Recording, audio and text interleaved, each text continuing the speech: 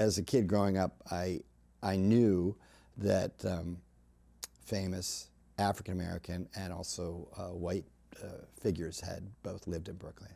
So it gave me a lot of neighborhood pride, but it also emphasized the richness of the integrated neighborhood that I was growing up in. My memories of Brookland in the 60s, at the time that the freeway was destined to go through it, was that it was very similar to where I was from, which was Tacoma Park, which meant that it was very neighborhood oriented, kind of small scale housing, variety in the kinds of people that lived there, you know, not a typical upper northwest neighborhood, more working class people there, more racially mixed. You know, my parents worked a lot. My mother was a nurse before she taught at Catholic U, and my father worked in Beltsville, so they came home, and for them to go out to a meeting and us to have a babysitter was really something. And so probably for about a year, every week we had a babysitter, and it was one of the older Neville girls from up the alley.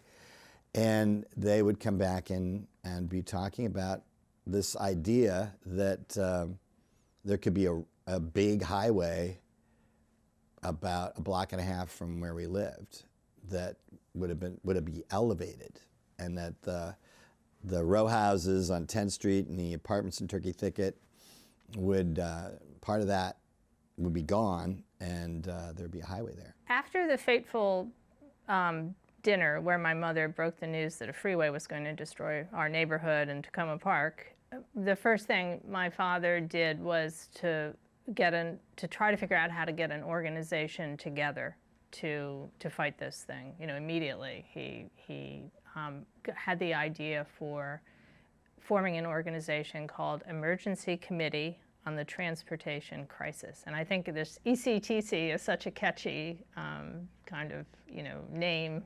I'm sure that guided this sort of wordy title for this group. One thing I think that's really important about my father's ability to organize was his creativity. So the fact that he was a trained artist, I think oftentimes artists have the ability to kind of conceptualize something in a complete way. So when people talk about him being an angry guy, he definitely was, but he also used that as just one part of a whole action that he would conceptualize. So the anger had its place when he'd show up, you know, to help people break back into their houses, or when he'd stand on a chair at a city council meeting, you know, and yell. Well, when my father saw the map of the freeway, you know, when he finally could get his hands on what was planned for the North Central Freeway, he really quickly realized that this road was going to go through neighborhoods that were working class, in the case of Tacoma Park and Brookland, and African American, you know, and it was very clear that there was a kind of not only disregard, but a willingness to just throw away those communities. Reggie Booker was articulate and, you know, just a really good organizer himself, and a great spokesman for the organization. So he and my father, after, you know, looking at the plans for the freeway and seeing where it was going through Brookland, down 13th Street, had this idea that, yeah, this was a white man's road through black man's homes, and that was their slogan. I think the freeway fight really ended more with a whimper than a bang. There wasn't any one day where it was like, oh, we're never going to have to fight another inch of freeway, you know, it's over.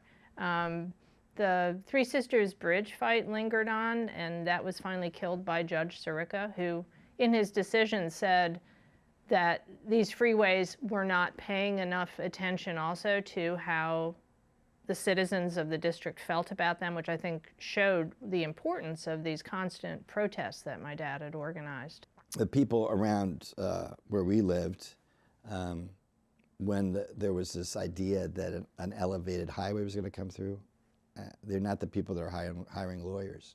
And the same thing is true for today when somebody wants to come in and buy a block of real estate next to the house you've lived in for 40 years.